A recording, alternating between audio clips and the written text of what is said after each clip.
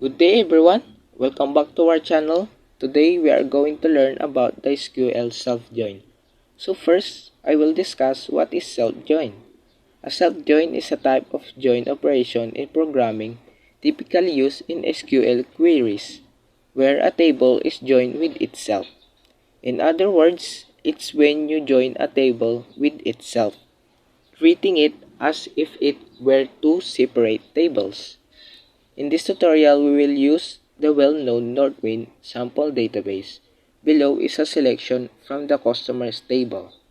So now what we will do is matches customers that are from the same city.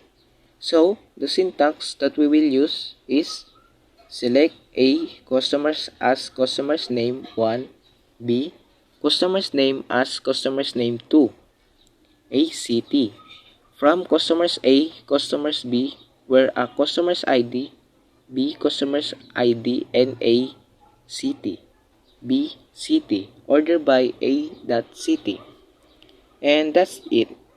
And additionally, the self-join is often done when you have a table with a hierarchical structure or when you want to compare rows within the same table.